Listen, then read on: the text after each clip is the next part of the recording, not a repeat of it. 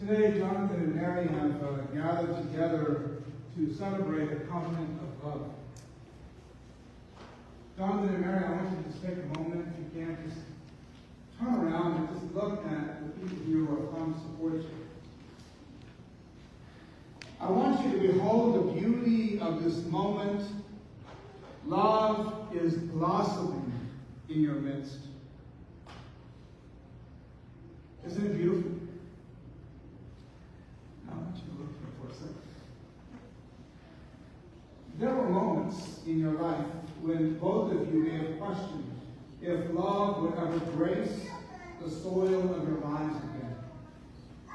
The harsh realities of the world, the intense journey through fiery crucible of life, left you wondering if a day like today would ever become a reality. Yet here you stand. Winter has yielded.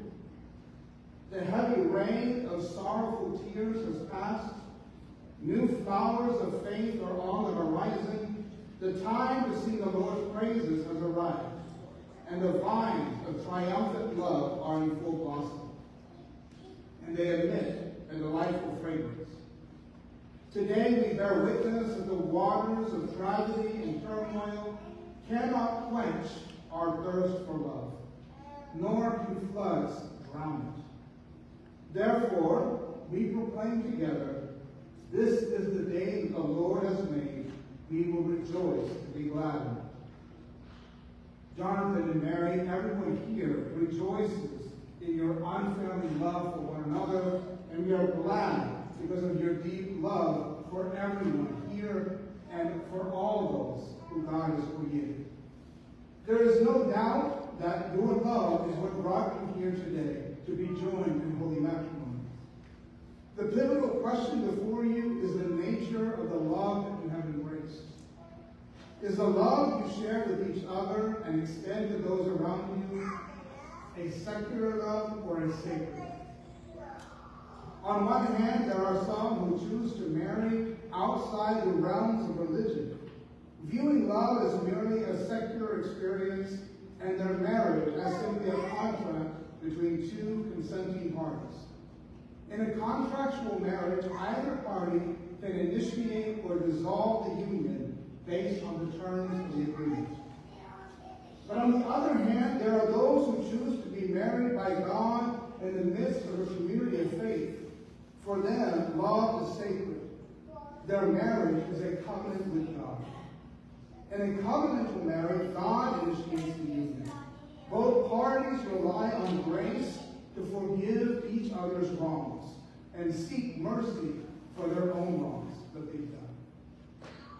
Secular love places the other person on a huge pedestal of perfection and then waits eagerly for the moment when that person falls off the pedestal.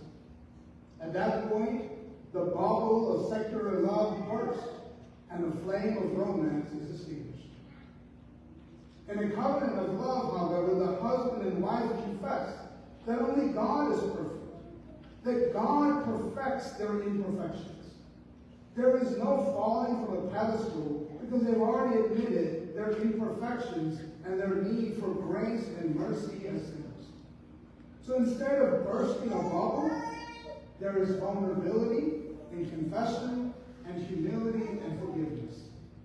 The flame of sacred love never dies. On the contrary, it is in and through the trials and tribulations of life that sacred love grows stronger. Today we celebrate not just any love, but a covenant of love. For in our very midst, God has taken two souls and found them a home in each other's hearts. Today, Jonathan and Mary's separate paths in life converge as God binds them in an eternal covenant of love.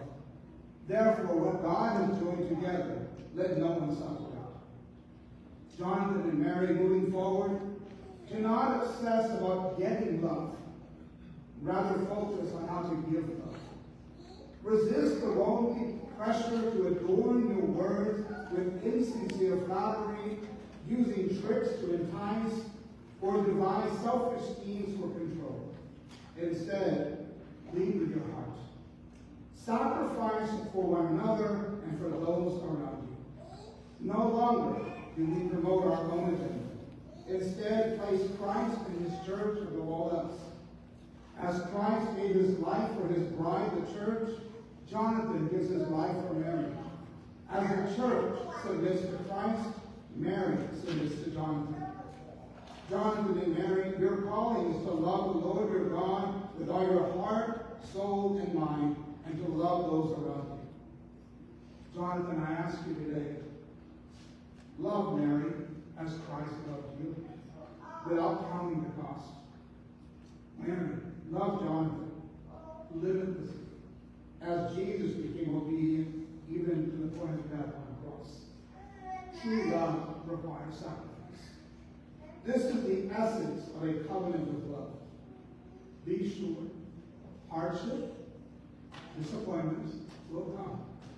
But in those times, lean on grace to forgive each other's wrongs and to seek mercy for your own. Love as Christ loved. For Christ came to serve, not to be served.